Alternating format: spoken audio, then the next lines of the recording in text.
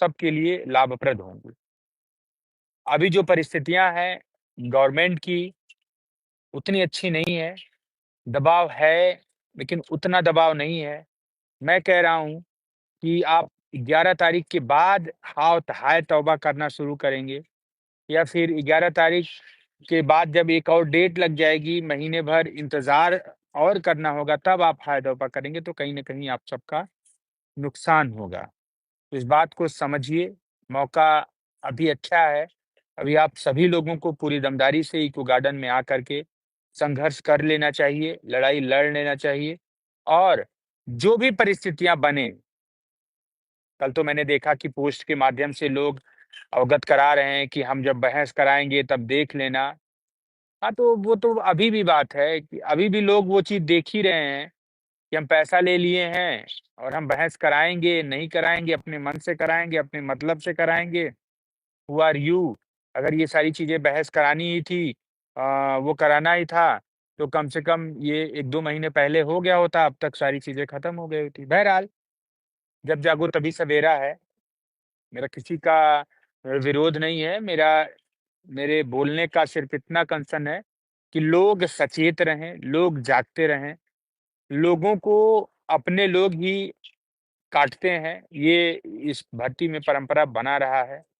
तो इस वजह से लोग अगर जागते रहेंगे, लोग जागरूक रहेंगे तो कहीं न कहीं चीज़ें आपके पक्ष में रहेंगी, बेहतर तरीके से आपके भर्ती में आपके लिए फ़ायदेमंद रहेंगी। दूसरी सबसे बड़ी बात तो महत्वपूर्ण बातें हैं, सुप्रीम कोर्ट में क्या होगा? सुप्रीम कोर्ट में याची लाभ का क्या स्थिति है? सुप्रीम को अ, सुप्रीम कोर्ट में मतलब कौन लोग गंदगी मचा रहे हैं, कौन लोग अव्यवस्था मचा रहे हैं, इन सब चीज़ों को देखने की ज़रूरत है। बहरहाल, जब चीज़ें शुरू होंगी तो ऑन मेरिट शुरू होंगी, इन सब चीज़ों का बहुत मतलब नहीं होगा। तमाम साथी इसी बात के लिए परेशान रहते हैं कि याची लाभ में याची में बने हैं कि नहीं बने हैं। आज तक जितने लोग भी बने हैं, रिस्पोंडेंट हैं, आईए के माध्यम से जुड़े हैं, खास करके जो 6800 में हैं और या फिर रिज़र्व कैटेगरी की तरफ से हैं, जो आदेश आया उसके साथ थे। तो किसी को इतना हाय-तौबा मचाने की ज़रूरत नहीं है।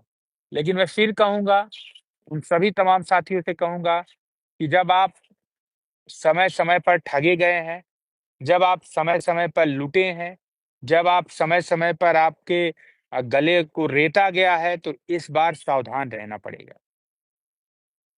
कभी राम दयाल को आगे करके लुटाई हुई है, कभी बीएड को आगे करके लुटाई हुई है, तो मैं बीएड के साथियों से भी कहूँगा कि आपको भी बहुत सतर्क रहना पड़ेगा।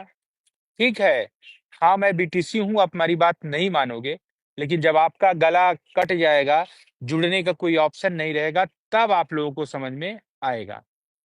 आज आप सब लोगों को बहुत बेहतर पता चल गया होगा कि बीएड, बीटीसी जैसा कोई प्रकरण था ही नहीं और किसी ने उस चीज़ को रेज़ नहीं किया। वो जनरल वर्ग की तरफ से जो भी रेज़ हुआ है, उसका भी बहुत सारा मतलब नहीं है। लेकिन फिर भी आप अगर पहले से व्यवस्थित हैं, पहले से मज़बूती से खड़े हैं, तो कहीं न कहीं आप सभी लोगों का ही फ़ायदा होना है। हमने जो करना था, अधिकारियों के यहाँ लगातार अभी लाइव के बाद फिर से मैं कुछ अधिकारी हैं, विशेष सचिव और शासन के लोग हैं, जिनसे मिल कर के फिर से मंत्री जी की चूँकि कल मीटिंग हुई थी, उन सब पे भी बात करना है कि माननीय मंत्री जी से क्या बात हुई? क्या हम लोगों को और जोर लगाना चाहिए? क्या हम लोगों को और संघर्ष करना चाहिए? उन सभी तथ्यों को हम जा कर के पता करेंगे।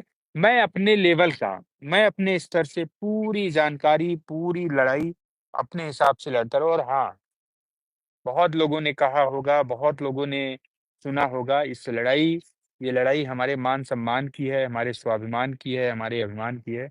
इसको हम लोग छोड़ नहीं सकते। इस लड़ाई को हम पूरी दमदारी से उससे लड़ाई लड़ते रहेंगे।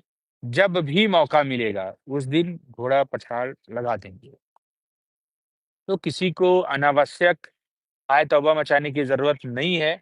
लेकिन मैं कह रहा हूँ कि अगर आपको लड़ाई अपनी 100% जीतनी है, तो आप सभी लोगों को संघर्ष करना होगा।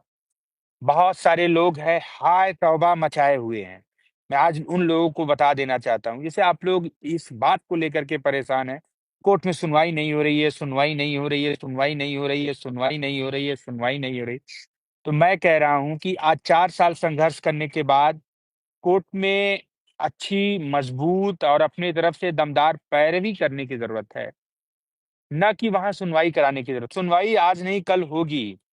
जब गवर्नमेंट पे दबाव होगा, गवर्नमेंट हमारे साथ होगी, वहाँ पैरवी होगी, गवर्नमेंट हमारे साथ खड़ा होकर के पैरवी करेगी और चीज़ें हमारे पक्ष में आएँगी, तब जाकर के कोई मतलब निकलेगा।